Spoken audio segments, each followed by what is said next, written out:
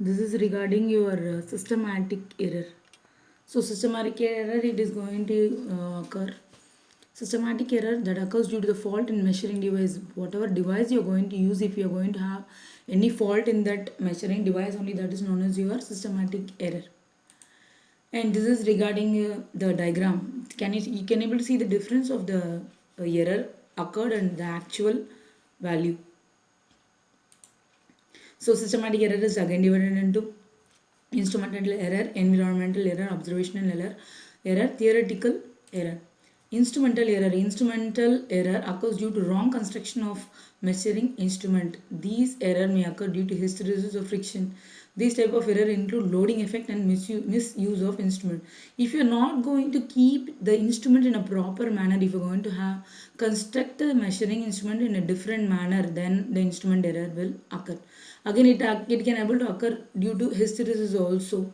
Again, loading effect also. Loading effect means the deviation of measured quantity from actual quantity due to internal resistance of measurement device is known as loading effect. Because of the internal resistance, my measuring instrument won't show the actual value.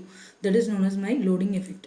Then, instrument, in order to reduce the gross error in measurement, different correction factors must be applied, and in the extreme condition, instrument must be recalibrated carefully. If suppose constantly I am going to get the wrong value because of my instrumental error, so that particular measuring instrument can be given to recalibration. Then environmental error, again this is due to the environment. The environment error occurs due to some external conditions of the instrument. External condition may include pressure, temperature, humidity, or due to magnetic field. In order to reduce the environmental error, try to maintain humidity. Means in the laboratories we are going to use very precise or very critical instrument. There we have to maintain temperature also, humidity also, pressure also. If it is not going to be maintained properly, because of that environmental issues, you will not be getting a perfect value, correct or accurate value. So that should be avoided. This is regarding your environmental error. Next is your observational error. As the name suggested, means how you are going to observe. If you are going to observe the readings in a wrong way and note down, that is known as observational error. The wrong observation may be due to the parallax.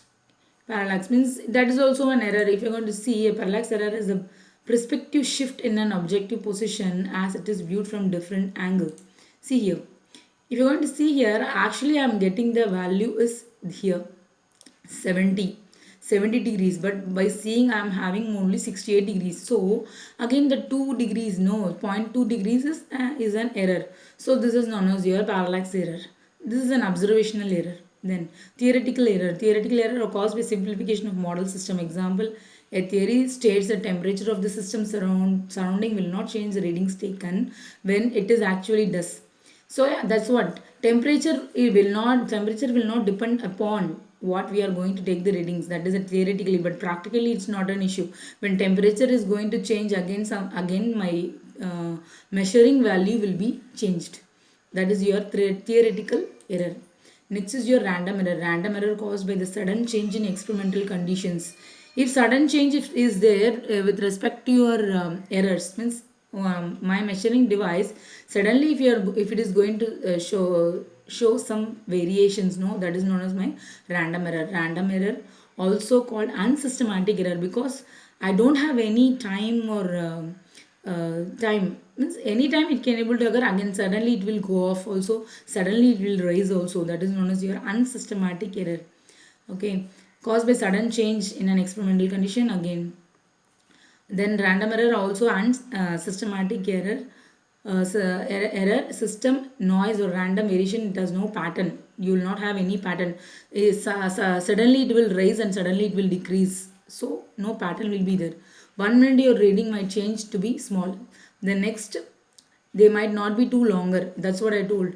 One time it will be more and one time it will be less. It can't be predicted.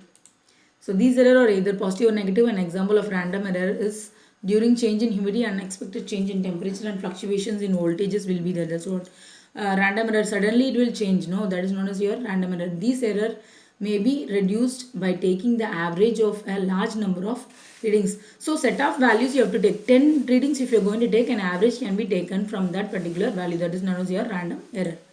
So this is regarding your random error. This is your distribution.